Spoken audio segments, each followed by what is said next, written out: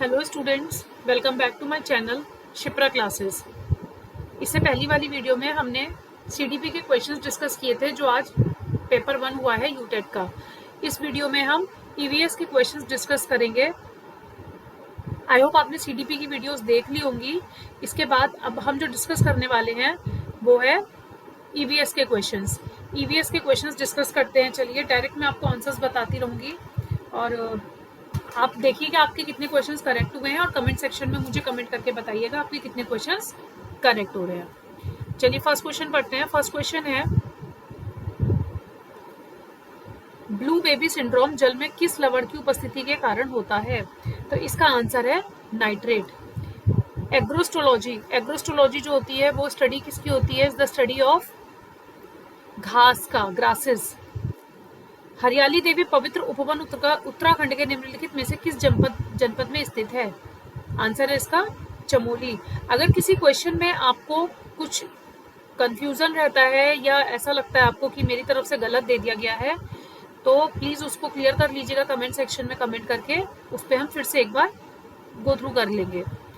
भारत के किस राज्य में मानसून का आगमन सबसे पहले होता है? तो उसका आंसर है केरल। 2002 में सतत विकास पर विश्व शिखर सम्मेलन कहाँ आयोजित किया गया था? जोहान्सबर्ग।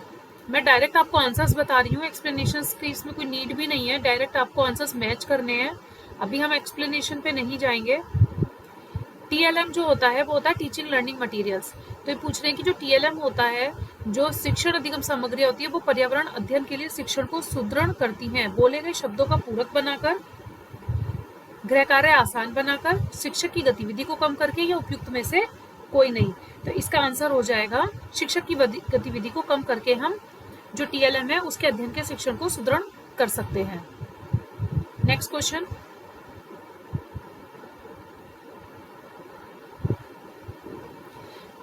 ओजोन के विघटन में कौन सा तत्व उत्प्रेरक के रूप में कार्य करता है? तो इसका आंसर है क्लोरीन। Answer is chlorine. प्रयोग करना, खोज करना, जांच करना और प्रश्न पूछना ईवीएस के सक्रिय शिक्षण के आवश्यक तत्व हैं। एक शिक्षक हमें क्या खाना चाहिए की अवधारणा से संबंधित निम्नलिखित में से कौन सी गतिविधि आयोजित करता है? ऐसे सभी खाद्य पदार्थों के चित्र ब्लैक बोर्ड पर बनाएं, विभिन्न खाद्य पदार्थों के उदाहरण दें तथा प्रत्येक खाद्य पदार्थ के आवश्यक घटकों का उल्लेख करें। विद्यार्थियों से सभी संभावित स्रोतों से संबंधित जानकारी एकत्रित करने को कहें या इस विषय पर एक वीडियो दिखाएं। तो इसका जो आंसर हो जाएगा आपका हो जाएगा कि विद्यार्थियों को सभी संभावित स्रोतों से, मतलब ask student to collect related information from all possible sources. जब स्टूडेंट इन्फॉर्मेशन को कलेक्ट करेंगे तो वो ज्यादा अच्छे से उस चीज को समझ पाएंगे, एक्टिव रह पाएंगे। तो इसलिए इसका आंसर हो जाएगा सी। नेक्स्ट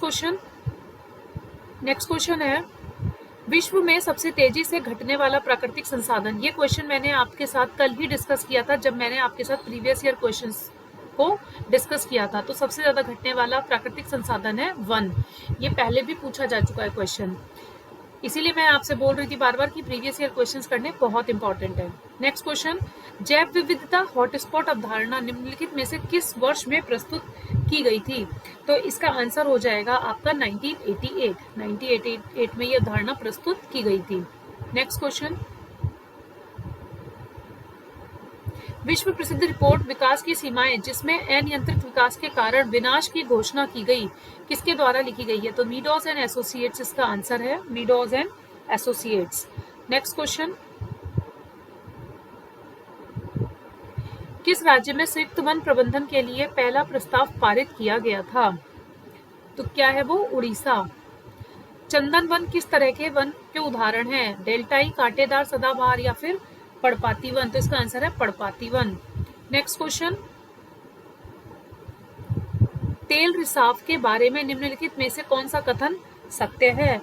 कि तेल रिसाव में जैविक ऑक्सीजन की मांग बढ़ जाती है या तेल रिसाव में समुद्री जल में ऑक्सीजन की मात्रा कम हो जाती है? तो ये दोनों ही सत्य हैं। तो इसका ऑप्शन हो जाएगा सी। नेक्स्ट क्वेश्चन है, निम्नलिखित सामाजिक पारिस्थितिकी आंदोलनों को सही कालानुक्रम में व्यवस्थित करें। सही क्रोनोलॉजिकल ऑर्डर बताना है आपको कि सबसे पहले कौन सा आंदोलन आया था। तो सबसे पहले आया था चिपको आंदोलन 1 नंबर पर, और सेकंड नंबर पर आया था जंगल बचाओ मूवमेंट, थर्ड नंबर पर आया था आपका नर्मदा, एंड फोर्थ नंबर पर आया था आर्य आंदोलन।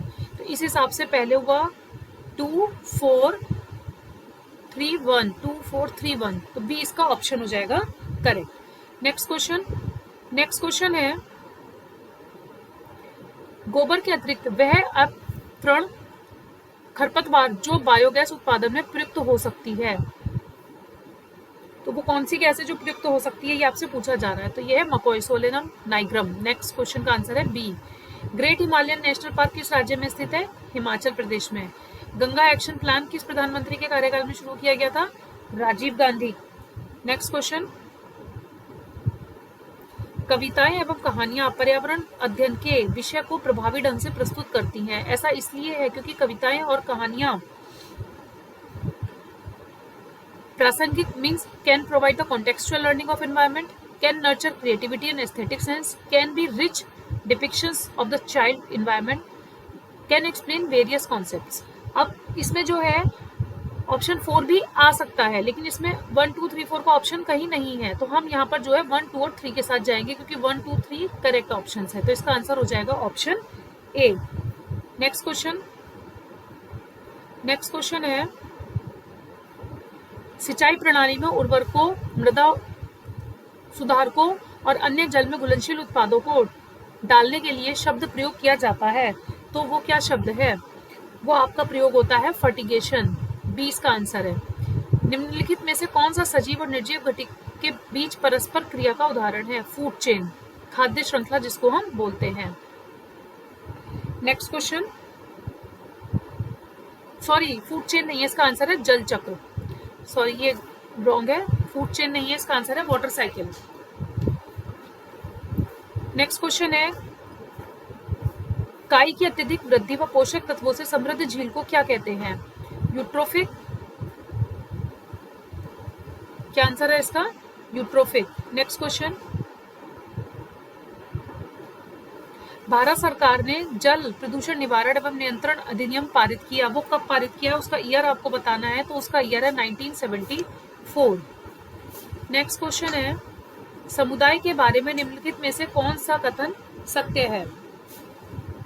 क्वेश्चन देखिए, समुदाय स्थिर या कठोर होता है, समुदाय बड़े और छोटे हो सकते हैं, अधिकांश मामलों में समुदाय का नाम प्रमुख पौधों की प्रजातियों के नाम पर रखा जाता है, तो इसका जो आंसर होगा आपका होगा ऑप्शन डी, क्योंकि ये तीनों ही करेक्ट है। नेक्स्ट क्वेश्चन है, वायु प्रदूषण निवारण एवं नियंत्रण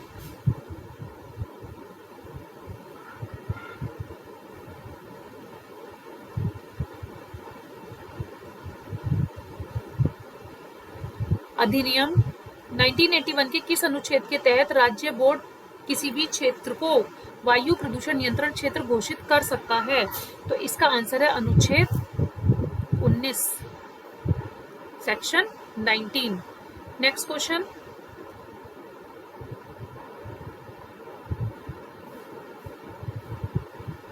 यदि हम पक्षियों का अवलोकन करें तो पाएंगे कि अधिकांश पक्षी अक्सर अपनी गर्दन हिलाते रहते हैं। ऐसा इसलिए होता है क्योंकि अधिकांश पक्षियों की आंखें स्थिर होती हैं और हिल नहीं सकती। ये तो करेक्ट है आंसर।